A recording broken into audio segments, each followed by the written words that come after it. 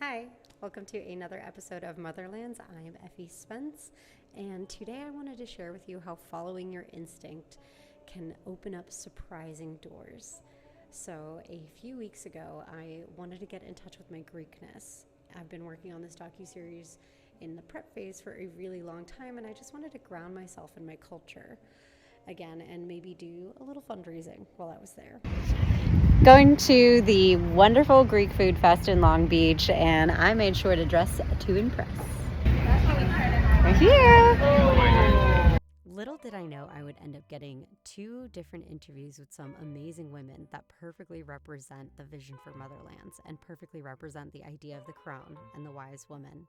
The day kind of felt lucky, honestly. I had a really good start to my morning. It was sunny out, just the perfect amount of breeze. We found parking immediately in Long Beach, which is amazing. But I definitely didn't feel comfortable passing out the flyers yet. I created these flyers so that I could fundraise for the docuseries. And it's hard enough asking friends and family to donate to your film fund, and it's an entirely different thing to ask complete strangers. Instead of focusing on my fears, I focused on the things that could help ground me. I started off with some classic Greek foods: lamb, coffee, and my favorite, loukoumades, which are these delicious donuts that are soaked in honey and cinnamon. I was starting to feel a little bit less intimidated to start canvassing, but I saw that they were dancing, and so I needed to dance. Dance is an easy entry point for me. I love Greek dancing especially. There's something about all of us strangers holding hands, facing each other in a circle that feels so good. It was great to watch the kids' dance team show off their stuff as well. The classic Greek dance is called the kalamatiano, and it is comprised of taking 8 steps followed by 2 leg crosses. If you don't know how to do it, you can basically just trot around and still catch up and have a great time. I finally felt ready to canvas. I ate, I danced, I even did a little meditation at the church and had some coffee.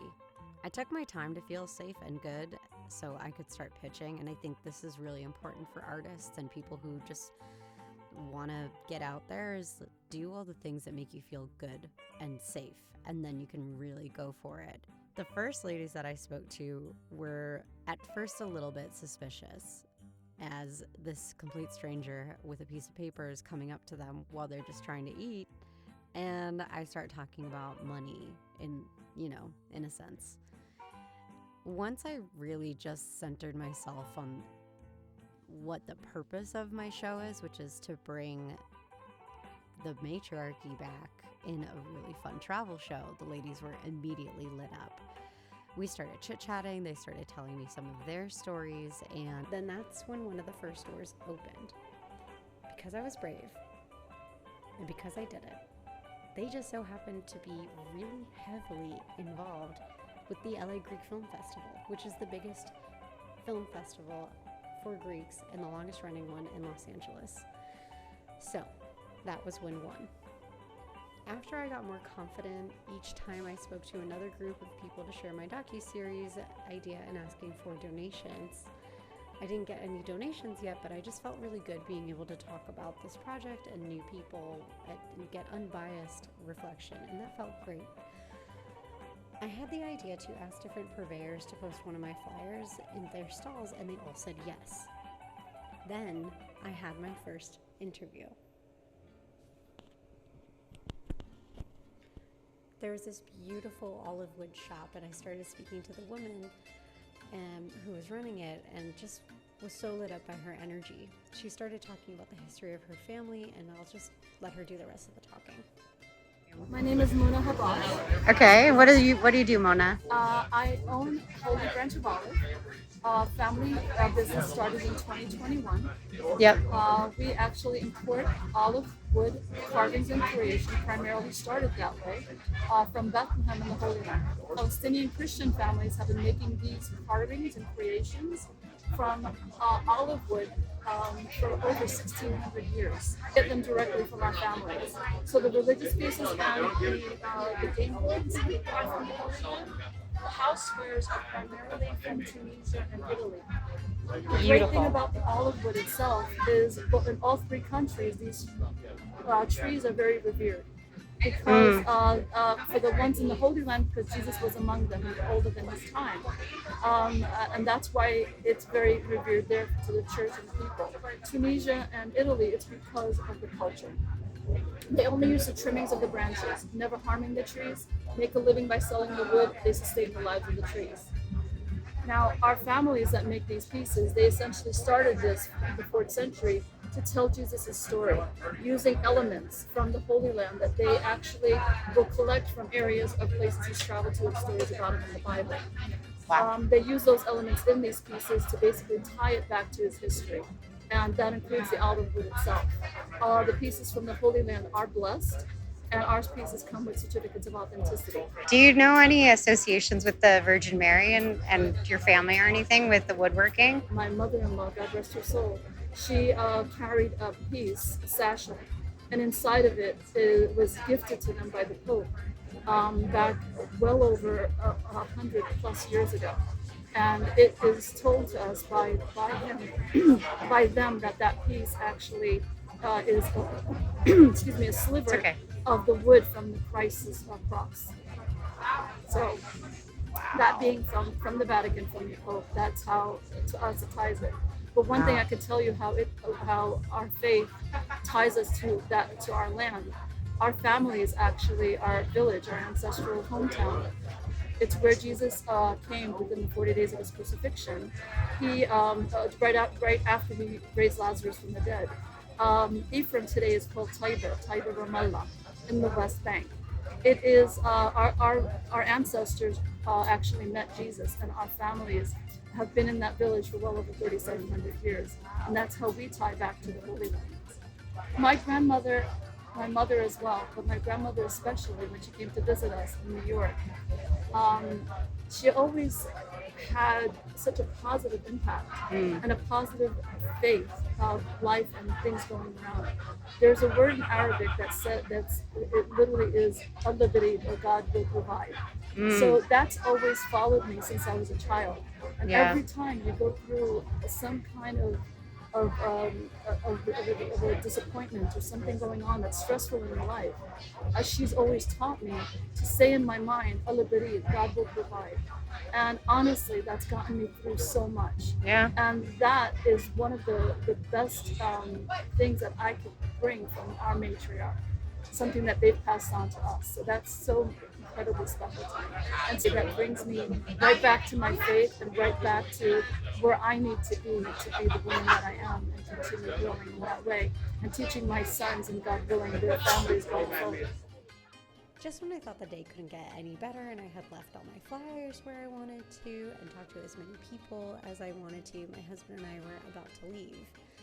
And that's when I saw one more group of crones, older women, all kind of chit-chatting together and kind of close to the exit. And I thought, I don't need to do one more group. You're tired. You don't really want to do this anymore. You did good already. You got an interview. You can go home, Effie. But I thought, just one more shot. And that's when I had the most synchronistic, aligned, coolest interview that was impromptu with this woman. I walked up to her friends, and she wasn't even there at that point, and I started talking about the project, talking about the crone, and that's when one of the ladies cut me off, and they said, "Crone, oh, we have someone for you, And so this gorgeous, white-haired, wild, curly, cool glasses, artist-looking woman turned around and introduced herself. I immediately was stricken by her energy and her just overall vibe. And so I asked her if she'd be willing to do an interview with me. And it was such a pleasure interviewing this woman. I'll let her do the rest of the talking. Tell me your name. Marie Cartier. Marie Cartier. And we connected immediately over the word crone. Can you talk to me a little bit about what that means for you? Yes. So I am an ordained priestess in the Temple of Isis. And so in my tradition, I mean, crone can mean like age. Yeah. It can also mean like you've stopped bleeding for at least a year. Mm-hmm. And it can be kind of something that you accept at a certain time, like you decide this is the time I'm going to be out. but it's at least a year after you stop bleeding. Yeah. And for many people, it can be 60 or 65. And I actually went through a crone. What was kind of your journey to Crohn? I've been a witch since I was 21. So there is the whole idea of maiden mother crone, whether or not you mother a physical being, you are a maiden when before you bleed, you are a mother when you're bleeding, and you're a crone afterward. But you don't have to actually physically bear children. Yeah. So I understood maiden mother crone for Was that passed? 40 years. Was that passed down to you, or how did what was the kind of genesis of even the well, archetypes? I'm a feminist, and I found like women's spirituality, and at the time I was living in upstate New York, and I was part of these different communities, and many women then had a button that said witch, women in total control of themselves. Yes. And they said, just jump up and down 3 times and say, I'm a witch, I'm a witch, I'm a witch. So I did. I'm a witch, I'm a witch. But then I've also gone through formal training. That's Been involved amazing. in different things, yeah. Why do you think it's coming up again right now, like so fervently? This kind of concept. Well, I think the power of the female has never gone away. I mean, in my sense of it, that's never been gone. Mm-hmm. And the reclaiming of ancient spirituality from the lesbian feminist movement in the 70s, that idea was really prevalent, and women's spirituality and women's studies programs, all of those things that really happened. I think that young women and men and non-gender people, non-gender binary people are hungry for a different way of being. And women's spirituality of the goddess, the idea that there's something bigger than transcendent religion. Yeah. I mean, religion was embodied, and it was connected to life and blood and what you nurture, whether it's a physical child or the children, right? Yeah. The world. Like Sheila Nagig, the split goddess who has the world between her legs. Yeah. And I think people are hungry for that. Yeah. I think you're looking for that. I mean, we're today in a very particular time in our country, the United States, in 2024, when we have a Black South Asian woman running for president. I think that we are ready for something different. I think we've been ready for something different. And I think that, there's a saying, when the student is ready, the teacher will arrive. And I think we as a world are ready, and the teacher has arrived. And the teacher is women's spirituality. Greek Food Fest with me, Kalliorexi.